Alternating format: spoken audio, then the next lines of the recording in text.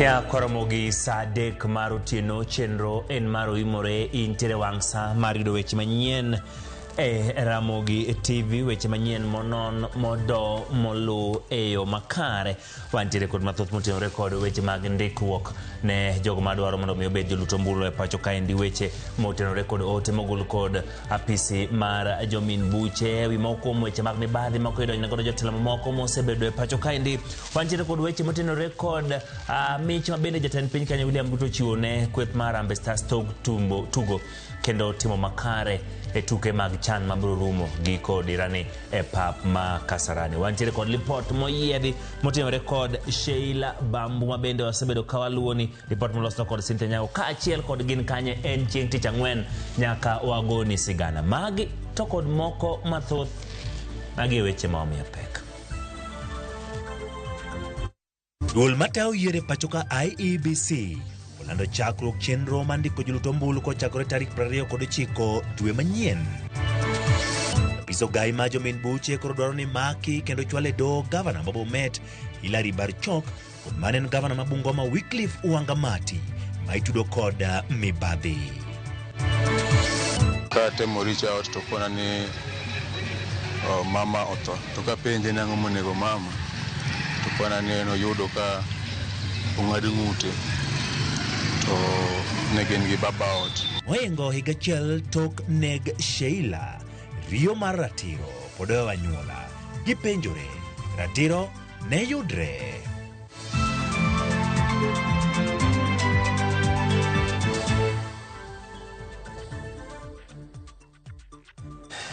Yakoromogi lewa duto mag tudruok gin mago moyaw thulen mari mar mondo tudri kod 2:600 mano ote machuok YouTube, Facebook kaachiel kod X mar Ramogi TV iyudo wakanyo an binyalo achiel kokalo e Facebook page mara mar Ochieng' Emmanuel wago kodi mbaka ibiro jalno maluwo mago duto mawatimo e mbui.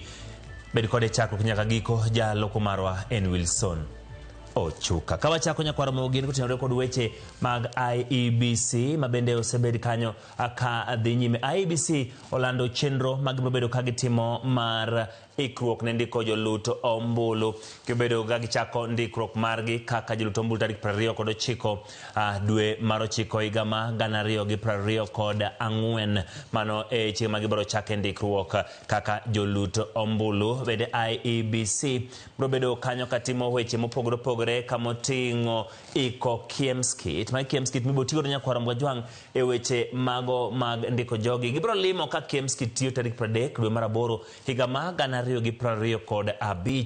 Iko Kiemskit ne weche mag tiegruok ibiro tim tarik 10 dwe mar 9 higa ma 2025 nyakwara Mgajwang' komachielo iko Kiemskit ne ndiko joluto ombulu ibiro tim tarik 19 dwe mar 9 higa ma 2025 kadhia machielo nyakwara Mgajwang' mabende IEBC biro timo e kindeni en ndiko centers mantiere gi sani. Nitie centers moseketi kanyo nyakwara Mgajwang' mantiere mag IEBC mag luto ombulu to kod mopogore opogore ibiro tim tarik 5 dwe mar 9 higa ma 2025 komachielo kao pacho gande sub counties duto ma pacho ka IEBC biro timo tarik 1 dwe mar 9 higa ma 2025 komachielo gibiro keto kanyakla nonro mag counties sub county kod piny owacho mamalo tarik 5 dwe mar 9 higa ma 2025 mago ma kuom chenro ma IEBC wabedo katimo kanyo nyakwara Mgajwang' e chenro ma ndiko jolut ombulu. Komachielo gibedo ka gipuodho kuonde ndiko jolut ombulu kendo keto gi e mbui mar IEBC tarik 8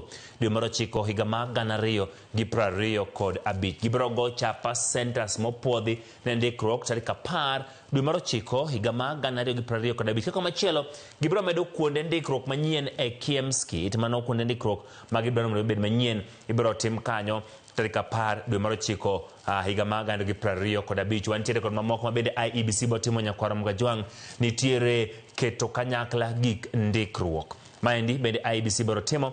Gibiro ng'iewo bang' ng'iewo keto kanyakla kod chwalo gige ndikruok tarik 10 dwe mar 9 higa ma 2025. To ka giseng'iyo gibo keto kanyakla gibiro chwalo gige ndikruok gi bang'e gibiro chwalo Kiemskit centers mag ndikruok tarik 25 dwe mar 9 higani. Pod mathoth nitiere ma IEBC chano mar mondo otim nyakwara Mgajwang' oting'o kanyo tiego jochwal tiegruok nitie joma bende kochwalo tiegruok mopogore opogore IEBC bo timo negi tiegruok margi ibiro timgi tarik 7 dwe mar 9 higa ni ibiro los gig tiegruok ne jochwal tiegruok ibiro mi gik mopogore opogore mag gibiro tiego godo oganda gibiro tiego jochiw tiegruok kod apisas mamoko tarik 17 dwe mar 9 higa mag 2025 kopogore kod mano bende IEBC chenro mar ndikruok mag jolut ombulu gibedo ka gitiego jolut ombulu jogo modaro mondo obed jolut ombulu e yiero mabiro biro dwe mar 11 yiero mar higa mag 2027 ibiro los milome mopogore opogore motenore gi yiero ibiro go chapa kuonde mopogore opogore tarik 7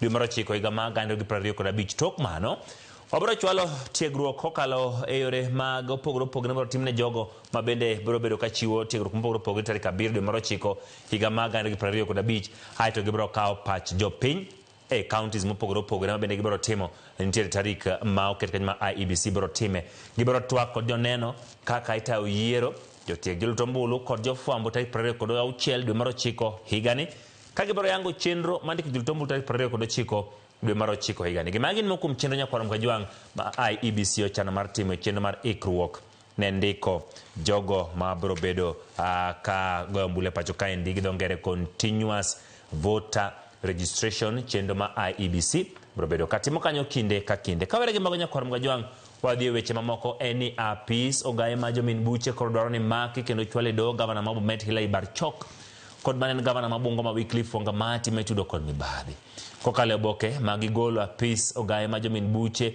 tudi jotelogo kod ji mamoko giyudo mwandu e yor miganga kendo kawo mwandu mag jopiny ataro mar chik George Bati ni waler Dwe achiel bang' ne yudo kwayo kowuok kuom duol makedo kod mibadhi e pacho ka EACC mondo mak bura ne moko kuom jotelo ka moting'o governors ewi weche mag mibadhi apis ogaye mar jomin buche ODPP koro yango ni gavana ma Bomet Hilary Barchok mane en gavana ma Bungoma Wycliffe Wangamati mibadhi omieno kendo winjo duok penjo e doho. Kokale oboke ma ochwe kogno kod apisi mar ogaye mar jomin buche gavana Barchok kod Evans Kipkoech Korir ma en director mar kambi gedo mong'ere kaka Chemasus Construction Limited winjo donjnegi e doho kod ketho mar kwe yor koto tiyo kod apise yudo mwandu e yor mibadhi kod loko mwandu mag jopiny mage ataro mar chik. E ondamo machielo makoro nenore kama ochwalo lwenj kedo kod mibadhi e dhout Ongoke kaluwore kod kwayo mar EACC kendo bang' nono bok mag nonro mane ochwalnegi kod EACC apis ogaye mar jomin buche ODPP bende okoni manen gavana ma Bungoma Wycliffe Wangamati koro nyaka duok penjo e doho ewi mibadhi kamoting'o tiyo kod apise yudo mwandu ataro mar chik. Kopogore kod mane en gavana Wycliffe Wangamati gogo mar EACC bende koro mako jotend kambi mar Skyman Freighters and Abwala Construction Limited ma oting'o Edward Wangamati, Sylvan Wangamati, George Wangamati, Nicholas Wangamati kod Emmanuel Sudi Wangamati ma itudo kod ketho mar yudo mwandu e yor miganga taro mar chike makedo kod mibadhi e pacho kae gin ketho mamoko ka kethogo bende mieno nying jaod bura ma Webuye Daniel Wanyama Sitati. E kinde ma jatend piny William Ruto wuon nyocha oselando ni ochiwore mar kedo kod mibadhi e pacho ka ting' koro dong' ne bede migepe matimo nonro kod doho mondo one ni timbe mag mibadhi othir kendo joma oyud kod ketho oyudo kum kaluwore kod dwaro mar chik. George Bati, Ramogi TV. Jotugo mag Harambee Stars koro biro yudo udi margi mani kar nindo ariyo kuom piny owacho to jatend piny Kenya William Ruto yango ni biro sirgi kichonegi shillings milion 1 kuom milion 2 madwarore mondo giyud utego. Bende jotugo biro bedo gi thuolo mar yiero kuonde ma gibiro yude utego. Jatend piny Kenya William Ruto osingo chiwo shillings milion 1 ne jatugo ka jatugo kaka sir mar yudo ute manego gi olwar mag kuonde nindo ariyo. Jatugo ka jatugo biro chulo shillings milion 1 ne udigo manego gi milion 2 ka piny owacho biro pong' negi milion modong' e wiye ka jatugo go bende biro yiero ot mora mora maket kod mano pacho ka kama giwegi gidwaro.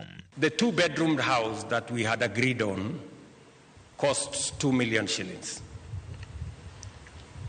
We are going to pay for you half that amount. We're going to pay for you 1 million shillings.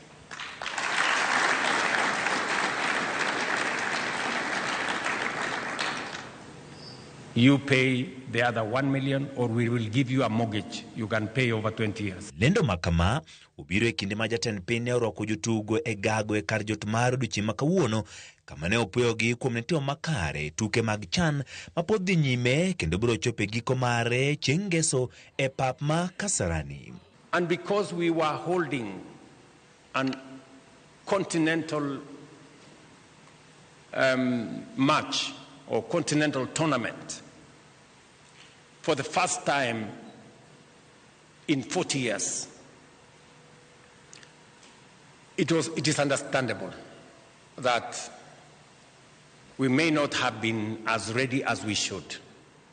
But now that we have time, we must prepare for AFCON properly. Bende, ne osingo dhi nyime gi bero kuonde tuke e pacho ka olando chenro manyien mar chiwo mich ne jong'wech mayudo midila mopogore opogore e piem mag Olympics. The package for individual Olympic gold medalists has risen from Kenya shillings 750,000 to 3 million. Silver from 500,000 to 2 million.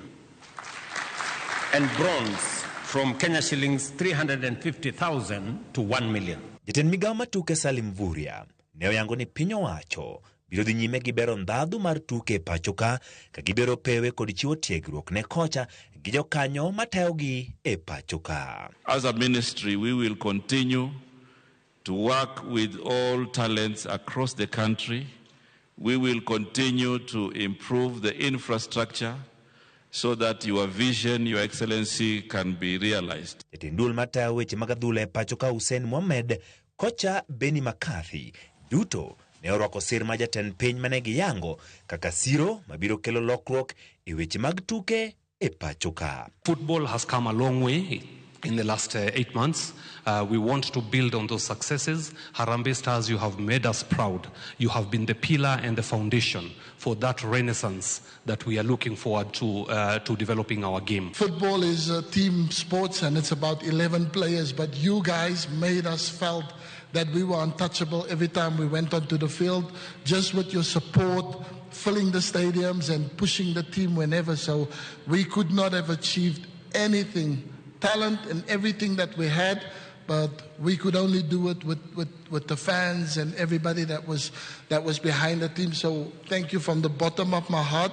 Modong en koroneno kaka piny Kenya brogo kenge tuke mamoko mopogore opogore magibro bedo godo mag osiep to kod mag manyo thuolo e tuke mag World Cup to kod ikruok ne tuke mag AFCON higa mag 2027. Poromedo go puoch gi pak ne Harambee Stars chieng' ngeso finals go e pap ma Kasarani. Jakom duol mochung'ne ng'iyo ratich oganda KNC Char Clarice Awuor Ogongo nyiso komiti mar od bura mar chike ni aput monego mi chudo jogo mane oyudo hinyruok e lwet obila dhi kawo tije mag duol mar KNC Char. Aput ma kamano ochwe kod jatend piny Kenya William Ruto kendo idhi telne kod ngire Makau Mutua. Ogongo kata kamano singo make ne duol mar KNC Char mane ni onge ng'at ma biro kawo tije poni opodhe gi od bura kaka jafo marwa Chris Owino leronwa. Kao duoko penjo nyim komiti mar od bura mar chike e kinde chenro mar goye kogno, Clarice Ogongo ko pando luoro mare e wi aput manyocha ochuo kod jatend piny William Ruto mar miyo chudo jogo mane oyudo hinyruok e lwet obila. Kaluwore kode, aput makamano dhi kawo moko kuom tije ma onego chwal kod duol mar KNCR mar nono rochruok mag ratich jopiny kaachiel gi miyo gi kony. A bit of their mandate is encroaching onto the mandate of the Kenya National Commission on Human Rights.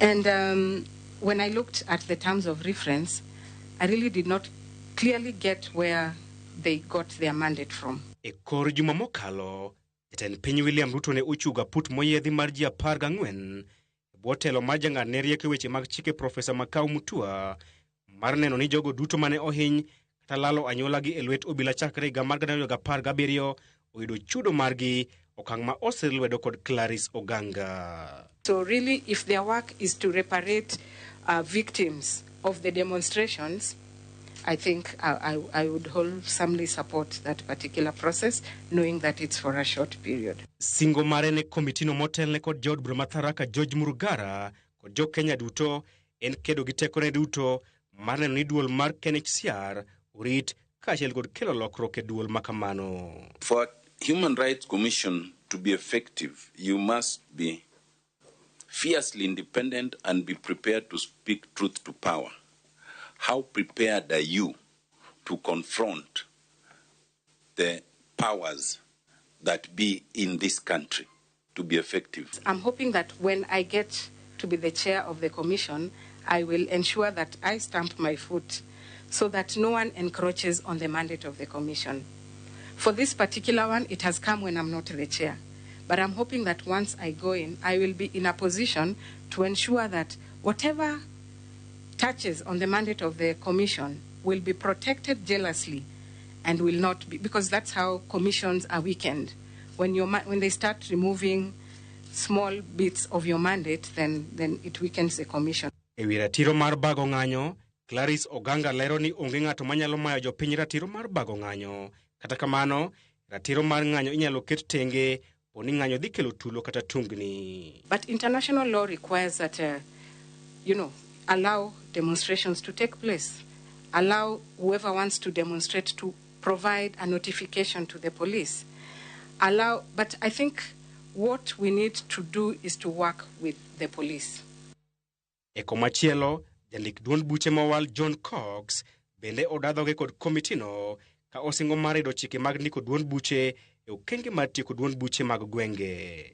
Le mar bad migawo mar doho nyalo lwar e tok aput motelne kod Profesa Makau Mutua bang' jakom mowal mar duol mochung'ne ng'iyo ratich oganda e pacho kae Clarice Awuor Oganga yango ni tich ma itimo kod kweth mar Profesa Makau Mutua en tich ma onego ta kod duol mar KNHCR. Chris Owino, Ramogi TV, Parliament Buildings, Nairobi.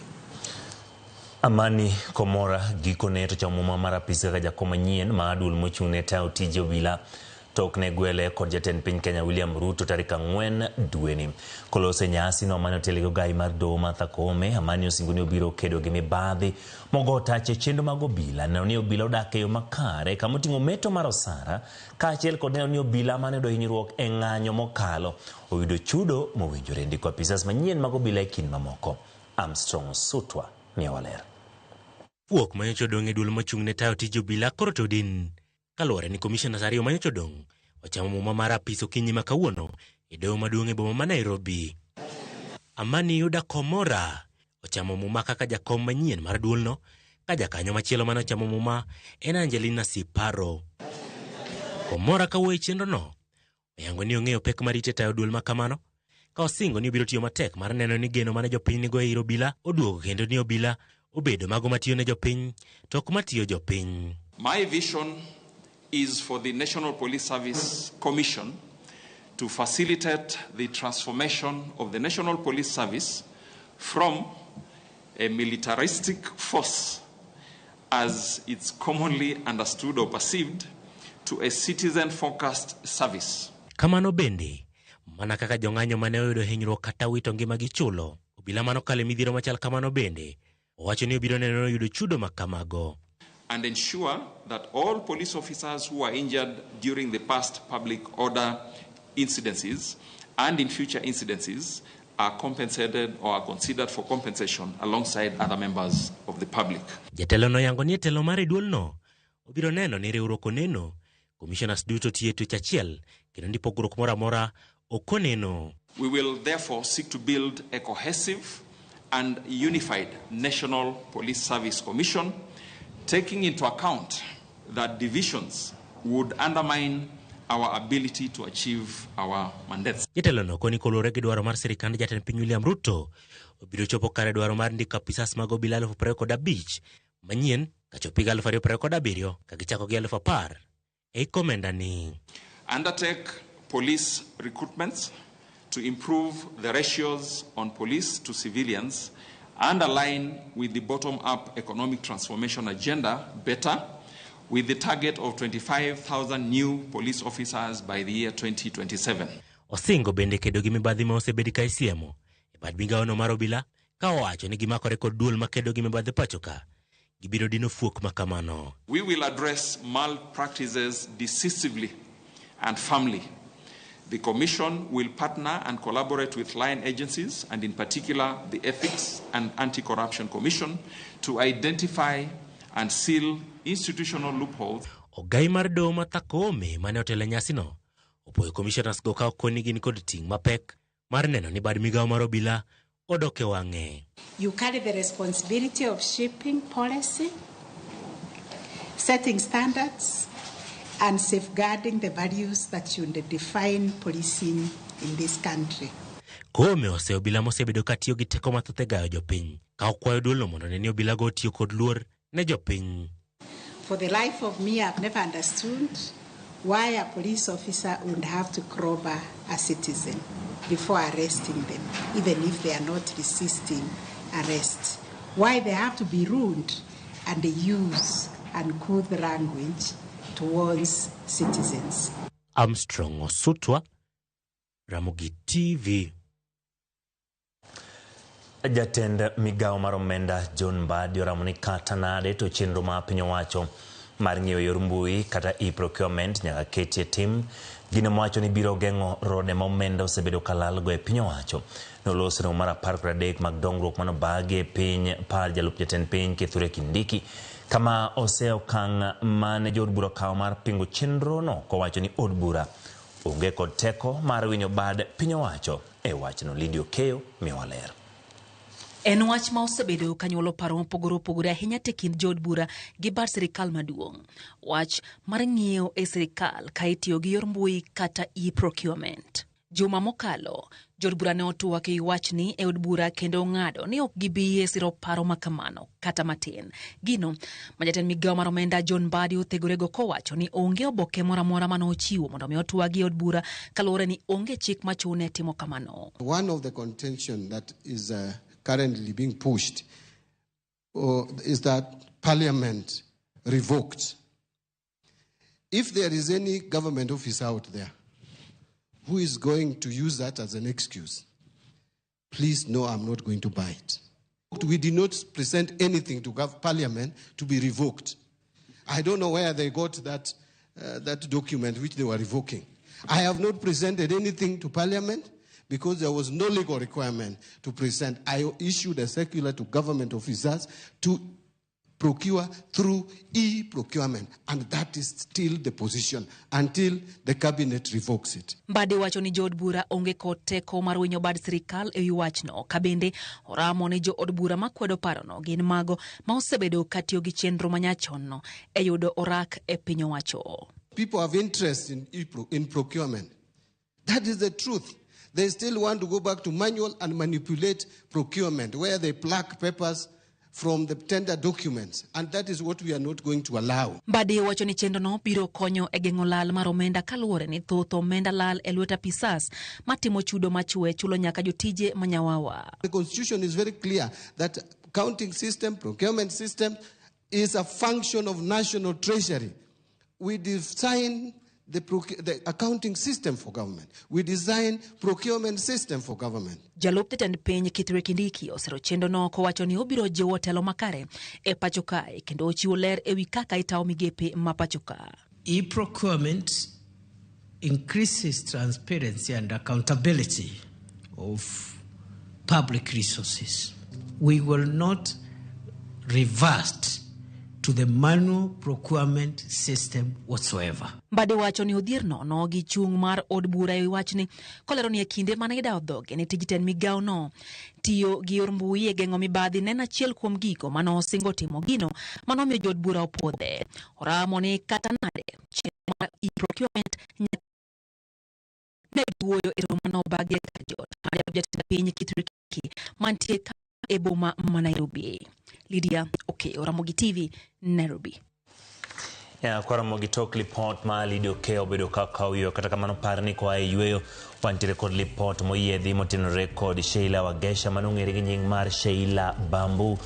Dweche 14 to kane onegi kata nawito ngimane kaachiel kod sigana mar gin kanye ng'at mong'ere kaka Fares Oluoch kanindo miyo kik idhi mabor magi sigana mok dwar ni obai.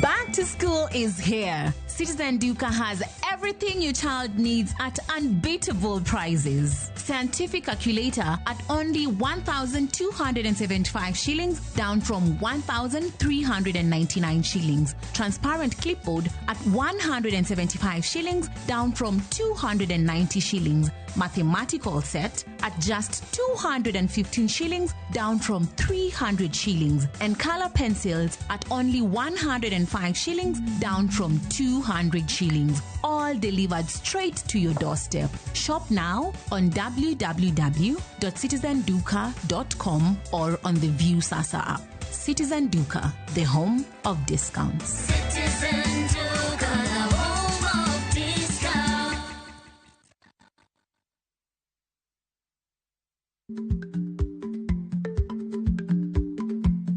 Jarik ni jamuod nyoyo gi goyo.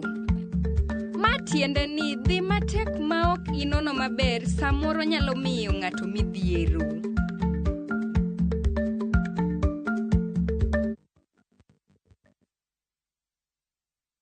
Mimi kama MC natenda ninayoyasema. Nimekuwa kielelezo kwa mara nyingi. Ni sawa, hakuna shida. Awali, haya madoa sugu yangebaki kwenye nguo zangu na kusugua kutotoa nguo zangu rangi. Asante kwa Ariel Liquid mpya, ni nzuri. Inaondoa madoa sugu na kung'arisha nguo, mwosho baada ya mwosho. Asante, New Ariel Liquid. New Ariel Liquid kwa mashine za kufulia, huondoa madoa sugu kwa mwosho mmoja. All right, listen up. Colgate is on a mission. It's kind of a big thing. Colgate Herbal uses traditional nature's herbs and combines it with Colgate Science for healthy gums and strong teeth. New Colgate Herbal with Salt combines traditional nature's herbs with a pinch of salt and Colgate Science. A natural recipe for strong teeth and healthy gums.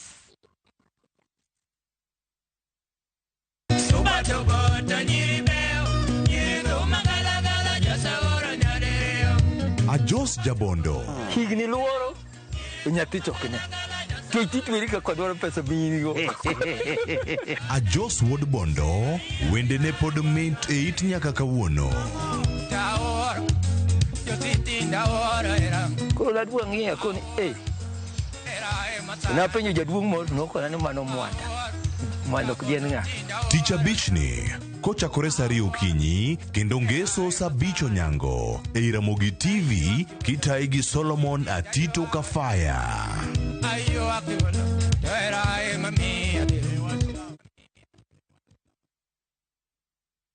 Introducing Wigo, your trusted ride. The ride with the most reliable, verified, efficient and transparent drivers. With fabulous cashback incentives for passengers, each trip on Wigo feels like an upgrade. Download Wigo from Play Store or App Store or SMS Wigo to 20425 and ride with confidence. Wigo, let's go.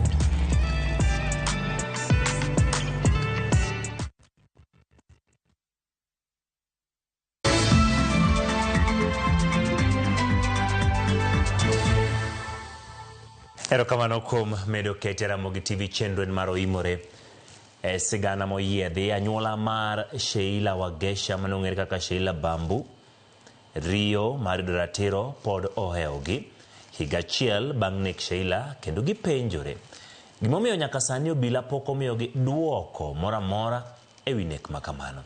E sigana makende moyiedhi molosni kod jafamo marwa mar weche njore Cynthia Onyango, warango matut kaka weche nobedo di chieng' manonege Sheila kama ling' mag familiano to se obila kuom yulo e timo nonro.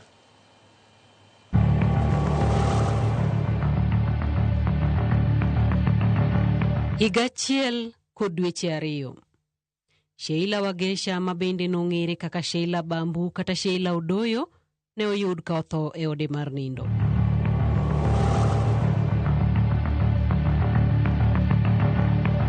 Singo duto mane ochiw tok nek mare mar timo nonro, to kata mane nyasi mar ik mare mar rito nyithinde ne ogik gi kanyo. To enang'o mane otimore odiochieng' mane oyudie ringre mare? Kufungua hizo madumbe zenye alikuwa amefunikwa So nikatani hiyo side nikapata damu mingi chini ya bed, hadi kwa pillow imesoak, hadi kwa mattress imesoak. So ndo nikaanza kudhani maybe amekufa. Aduoki chien matin. Udhiambo mar tarik 9 dwe mar abich, Sheila kaachiel kod jaode Jackson Bambu mabende ong'ere ni Jack Bambu kata JB nobedo kod ywaruok matin e odgi kaluwore kod janeno. Jioni walikuwa na argue. Sasa walikuwa waachane the following day, hiyo siku yenye alikufa. So mamangu aliambia JB anahama the following day wanaachana. But hawakupigana, yani physically. Walikuwa wanapendana but walikuwa na argue. Si ni kama tu relationship za kawaida. JB akashuka chini akaniambia nimpikie, nikampikia akakula, akarudi kulala, akarudi huko juu.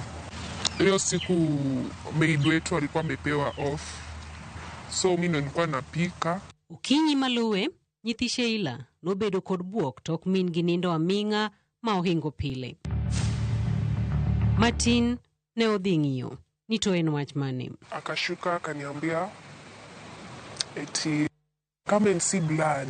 So mimi nikapanda upstairs nikaenda kuona ni blood gani ananiambia niende nione.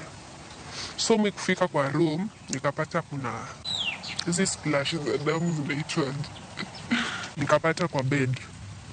Sasa alikuwa amefunikwa na duve safi, so unge notice alikuwa amelala side yenye alikuwa amedungwa, alikuwa amelalia side safi iko juu. Sasa ungejua amedungwa, amestabiwa. Sasa damu yote ilikuwa imesha kwa body yake. Mimi ndio ni immediate neighbor, lakini nafikiria ukiangalia hii estate na vile nyumba zetu zimetengenezwa, si rahisi ujui chenye kinaendelea sana kwa jirani. Lakini ile kitu ambayo sisi tunaweza sema ni wakati ili wadia mchana ya jana, sasa saa 7 ndio watoto walianza kupiga nduru hapa, kwa sababu mtoto mmoja wa iboma alitoka nje akisema mama yao amewawa. Yuto mane okelo buok malich e kar dak mar Gima Hillview Estate, Athi River e county ma Machakos. Tokana yao simu ayudo ka nyare maduong' omanye, nyar Sheila maduong' omanya. Toka temo reach out to kona ni mama oto. Toka penje nango monego mama. To kona ni no yudo ka ung'adi ng'ute. To negen gi baba out. And by that time, baba mane gin go nen Jack Bambu. Jatimbero mar ringre Laktar Michieka noyango ni Sheila ne owito ngimane kaluwore kod chwer mang'eny mar remo manokel kod ng'eto mar gima bith e ng'ute. Kata kamano, Sheila ne en ng'a kendo ang'o ma omiyo nek mare ne okawo ji mathoth kod buok gi wuoro. Sheila was a promoter mar our local musicians. Jo thumbe wa madongo ge Sheila ne luongo ge club magigochne gi. En ng'ama ohero ji. Sheila ne ng'ama ong'eyo rito siep. Sheila ne ng'ama ong'e tich. To keny mare to ne chalo nade? Ne gin jomudak gi kwe kaka ne wang'eyo. Kendo ne gin joma oherore kaka ne wang'eyo. Magi gimade bi machiegni kata made kel wach manobedo makoro Jack Bambu dugo bedo suspect e mada mar Sheila. Nok wanyal ng'e ang'o manotimore. Ginyaka kawuono pod ok wang'eyo. Venye kulifanyika haikufanyika hapa hivi. Fanyika kule nyumbani kwao. Sasa hatuwezi jua hiyo. Lakini kusema ukweli alikuwa mtu mzuri sana. Friday, Saturday na Sunday. Alikuwa anaita wasanii wa Ohangla wanakuja. Tukimaliza kufunga kazi zetu tunapanda huko juu, pia ni sisi tunampromote kama wafanyi biashara wenzetu. Jackson Bambu mabende ne odak kod Sheila. Mabende nyaka sani ndache pok ong'e toknik mar Sheila ne en ng'a. Wachore ni en bende en ja ohala ma wuon kar tongona ma JB Lonjo moja e Nairobi. Kendo ne en wuon skul mar Light Academy e Migori. Jack nyaka gie sani pok ong'ere ni ne olal kure. Kendo nonro mar obila manilieko ni en achiche nekno bende ndache anyuola Sheila wacho ni chal ka gima ne olal mana kamano.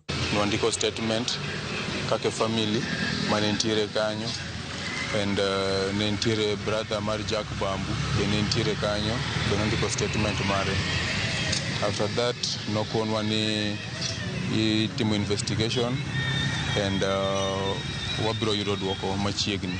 Investigation no wawe kitimo Kitengela and simb Sheila pod ni ka DCI pod gi timo investigation. Gari man Jack Bambu dhi godo modhi drop e town mano ter nyaka Kitengela police station pod tiere kanyo. And some 2 months ago I called the DCI manatimo this investigation. No konani, they are trying their best and they will reach out. Malingling yango ni Jack Bambu noweyo mtoka manoriembo e chuny boma ma Nairobi kama ong'ere kaka Kencom.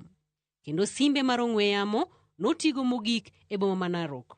Kowuok e kar dak ma Hillview Athi River kama ne gidake mabende e manoyude ringre Sheila. And personally no gik moko e TikTok. Manyiso ni Jack Bambu is around and there is nothing family can do about it.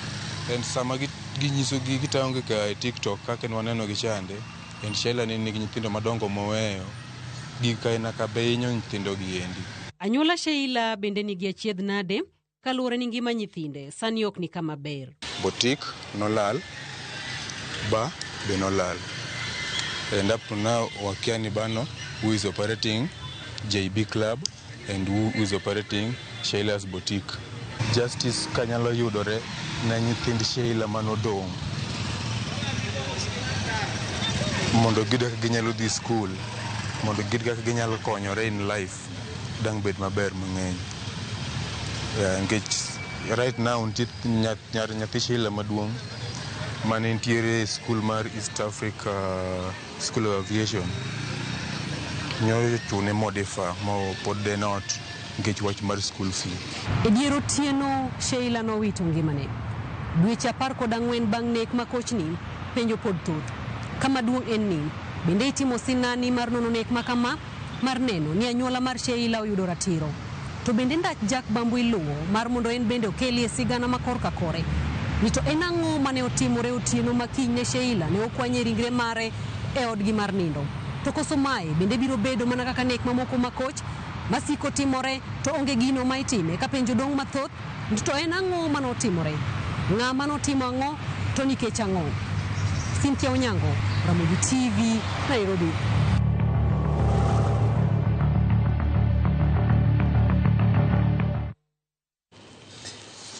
Erokamano Cynthia Onyango kuom golo dok e itwa kendo penjo monego bed ni duoko. Wan gi geno ni joma timo nonro bo timo kargi mondo mi anyuola mayuak ni chal gima apisas mag obila yulo oyud ratiro.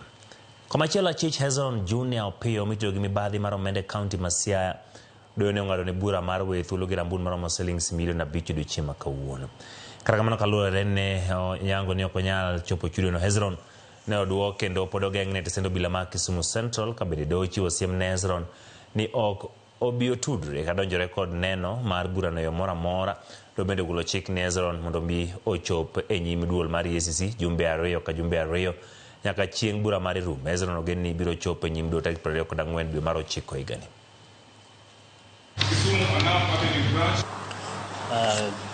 Give me the rank of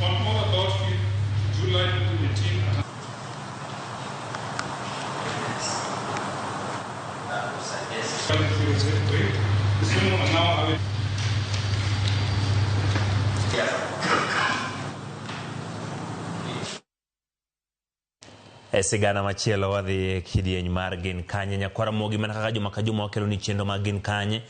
Kawuono wakelo ni mar jaod bura machon Fares Oluoch Kanindo ne otiyo kaka jatend migawo mar somo kendo gikone ne otayo board mar kambi mar milimili mar Soni. E kinde siasa mare tudruok mare kod Daniel Toroitich Arap Moi ne omiyo chwalo tijene ne ji mathoth mane yudo ber e kinde tende. Walter Nyambaga miyo mathoth.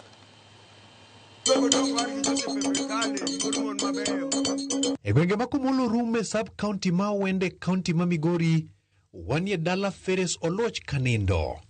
E kendo wayudo rwak manimba makende kod mama Mary Anindo. Nyinga en Mary Amolo Oluoch, ajaod Oluoch Kanindo, tanya sakwa. E higa mar 1942 Oluoch nonyuol kendo chako sombe sikul ma Kumulo Rume mayudore Awendo.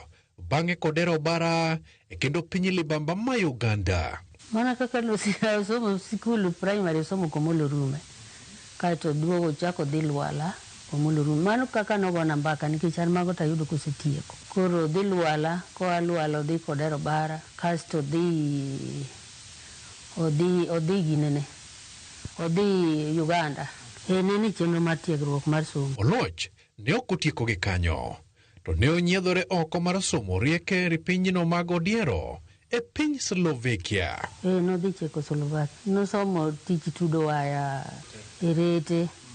Koro mano gima naneno kosomo. Kaka yor tudruok mare kod medo ng'eruok manyangafu, Kanindo nochako tiye nyakalondo maduong' pacho ka VOK. Kuonde mutiye en VOK. Mokwongo tiye mokwongo. Kaito otiyo VOK kanyo to nen jaki mbele. Omanyore gi jothumbe gi records gi nohero. Koro manyore gi jothumbe gi kito kaito donje tich golo thumbe. Koro samoro dhi e phonogram. Owinjore gi jo phonogram go to tero ne gi thumbe to nogugol ni wuok e nyinge. Osiep ne omako kod ji mopogore opogore mane ohero ne kendo ne miyo chako tudruok gi jogo mago Sahindi kata Pado Manimba mag Kongo to kod Kolela Maze. Kaito chako POK. Kayo dhi kamano ka POK semet ni ema koro dwaro go msungu moro loka. Iluongo nang'o EMI. Gichako kambi ni EMI. Ne gigolo mana records. Maene mano wanyo jothumbe to kelo. Machala gi POK no. But EMI to koro ne duong' moingo POK. Wer to kogolo thumbe okogoyo. But nokelo jothumbe to kama notudo ne gi kuonde ma kako neno nonengo donji. Koro samoro nokaw kaka jokongo goyo to ruako mar jo Kolela gini to gigo ne hit kabisa. Mani gima naneno kotimo. Mary paro malong'o e kaka ne gichamo mong'si ka giluorore pinje kod jadiane kotudore kod jothumbe mag pinje ma oko. Nigeria wadhiye kode kotero records geko mondo dhi usre kocha. Koro Zimbabwe be otero records mondo dhi usre kocha. Tanzania ka emuchako duogo omakore kendo gi jothumbe ma jo Tanzania. Dio Misianino golo Tanzania, gibiro golo go records koni. Kendo nomakore kode matut kabisa. Feres Oloch Kanindo ne ochako bedo kod uma maradhai e kendo nodirore paw siasa. Joma chon kaka wan ok wachal gi jensi masani mapingo gima ng'ama otelo ni osewacho. Koro wan kano osewacho ni en koro odwa donjo e siasa kendo nwaneno kako ohero ji gi kako wuoyo gi ji sate. Ne warwaka gima neno. Koro nwana kod achiel okelo welo ka warwako kamano. Min ode puoyo kaka e chama maduong' mar mama na baba e kendo kaka Kanindo ne chalo kod duond burano mar KANU. Ochako kampen ousore. Ndalono piny ne ber nokotek ahinya kaka sani. E higa mar 1979 ka ndiga ne oyombo adua e kendo piny ne lich kagoro chope dala. Chunye kotho 74 emuchungo makoro ji odhie debe. Kaito ng'ato ni Alois Achieng' nodhi. To kone ni Omera isedhi koro ti wan kodi waungi mikono. Koro ambe pod adhi mana mbele gi usruok. Koro usora usa nyaka higa mane cha. Koro kanyo to chako yomba Alois Achieng'. Piny ne lich ka onyalo yombe mana kende ndiga yoro ne gichake nying moro ni ndiga. Mane symbol mano miye. Ndiga yoro, ndiga nwa mielo ka sawa. Agoro biro. Kaka min ode koni ne en kod welo mawelo. To rwako gi ne chalo nade. En tedo mokinya tedo kendi. Nyaka jikonyi. Mama Mary Anindo kwano kit osiepe mane omakore kod Feres Oloch Kanindo e kindeno. Okike amayo ne gin godo, Phoebe Asioni bende ne giherore go. Lakini ne gin osiepe mang'eny mok dakwante. Akini okwanyo ne gimakore go. Kata wigo gogni gini. Mago ne gimakore godo. Achiemo neko gini. Nomakore gi ji. Kako osiep Moi, min ode yango kit hera manitiere kinde kod Moi, to kata mana Mwai Kibaki, mag duto ne gin jotend pinje machon e kind jotelo mamoko. Aparo ni Moito norwako gi arwaka kendo ang'eyo ni Moi norwako gi wiya matinde wil matin but ambe ne an kanyo. Moi norwako wa machinda ng'et nwachamo kanyo moro kaka Moi be ne jahera marwako welo ne wabudho kanyo maber. Koro kae bang'e kanyo koro herore ahera gi Moi kendo koro ke jasiasa mari ok chodi. Kanendo ji oselimo nyaka Kibaki osebiro e odni, nyaka wuod wadgi Moi Kenyatta moro osebiro e odni nyinge matinde Ruenya. Ji osebiro ka Fiba Siogi nosebiro ka gavana ma Homa Bay cha iluongo ni ng'ama chon manyochoane Awiti gi nosebiro ka ji olime te. Okoni chuny mare maber to kod jotelo e kaka Jaramogi Oginga Odinga nomiyo sirikal osiemone dhot kendo thiche oko. Nokona ni negine od bura negichiemo to noyudo komak Raila, koro Odinga no aneno Raila to donjo kanyo to yude to koni nyathi anindo kora wang' to nong'e gima Odinga en nikech Odinga osiep baba gi obedo osiep baba gi ndalo mang'eny ging'ere kaka ng'ato gi ng'ato. Koro okone ni kora wang' to kone joka ni gemne uru supo madhi.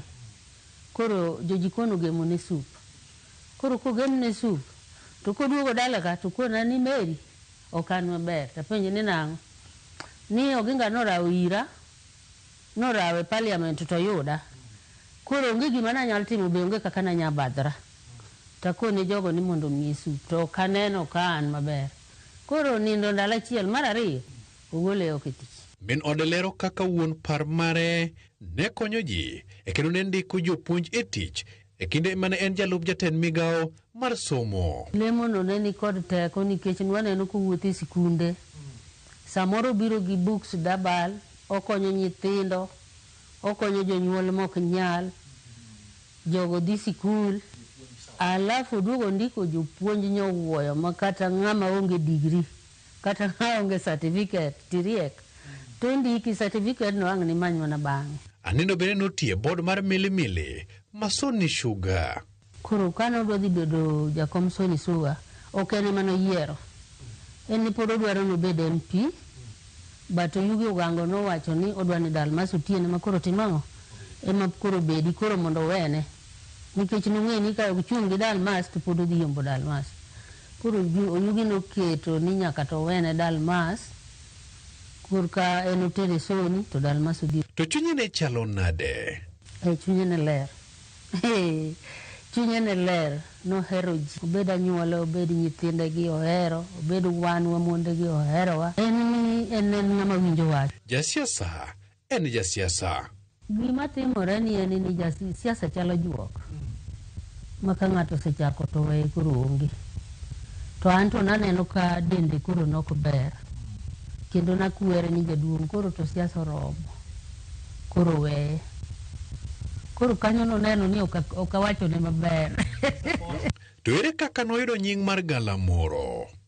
Mano be ema mi winjo koluonge ni Galamoro mamiyo nyuomo muongi. Nikech an kenda de no kanyal.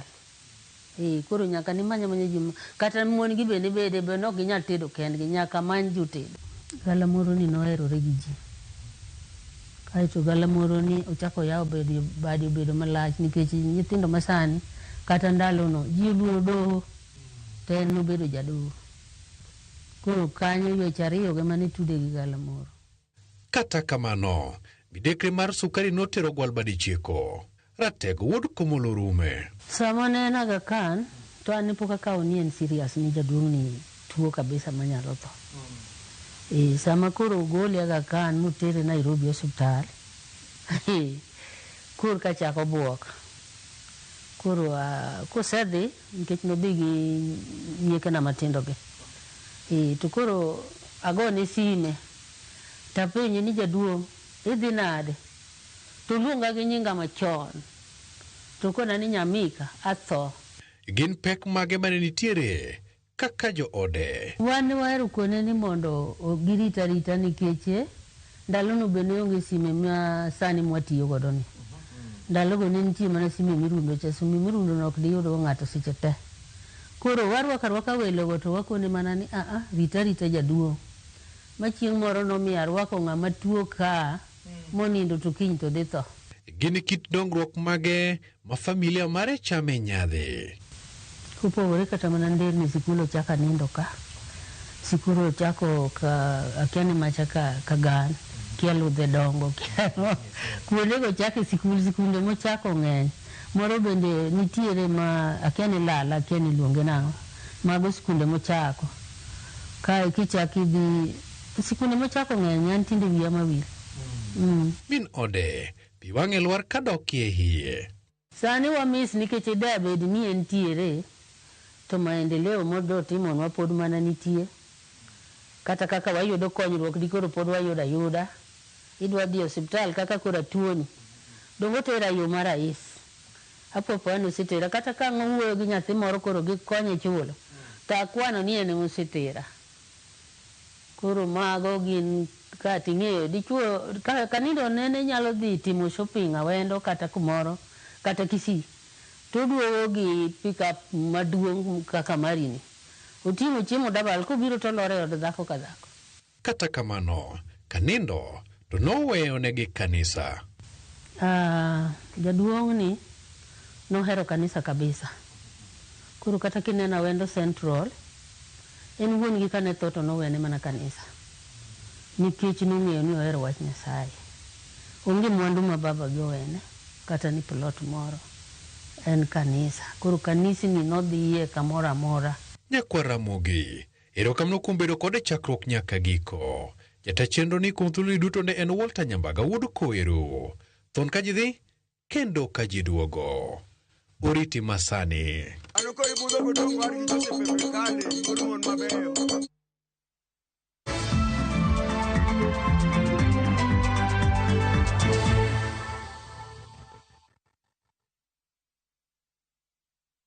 Beat the festive rush with View Travel's early bird offers to Sarova hotels from December 23rd to 28th. Stay at Sarova Imperial Kisumu from 13,150 Kenya shillings or Woodlands Nakuru from 14,000 Kenya shillings. Go wild with 2 nights at Shaba from 28,450 Kenya shillings or Maragain Camp from 47,150 Kenya shillings per person sharing. Or enjoy 5 nights of beachfront bliss at Sarova White Sands from 146,700 Kenya shillings per person. Book by September 15th and enjoy our Lipa Pole Pole plan. Visit viewtravel.com or call 0703 254 254 today.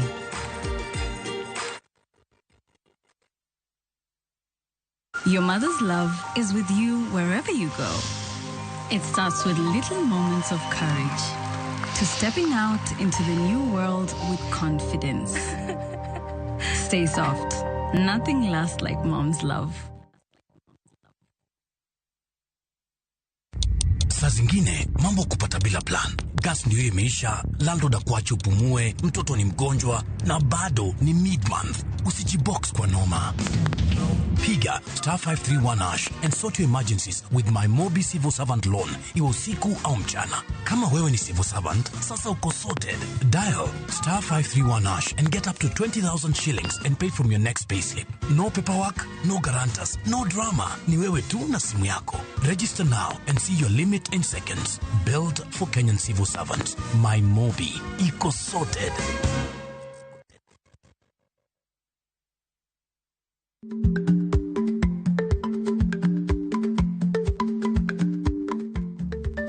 Dhako muol kadonjo, matiende ni bedo ni ng'ato ling' e kinde ma owendo ok ofulo ni omuol. Samoro en kod kido mamoko.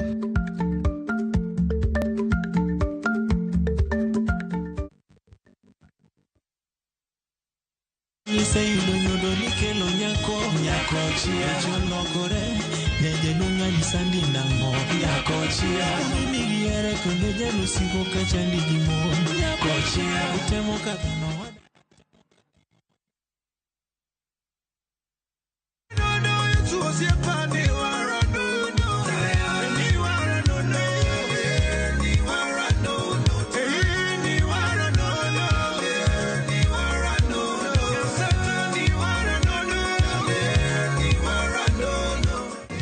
Unaweza kupata wimbo wangu wa Niwala Nono kama sikiza tune yako.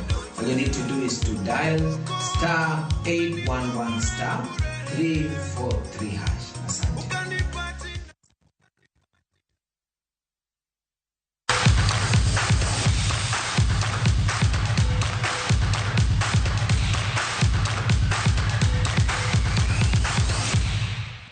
Team mar Kenya Malkia Strikers ogolo ketuke mag World Championship kata kamano giwuok kod rekod makare e kidieny no karabiro ne giwito tuke gi kod loch machal ma sets 3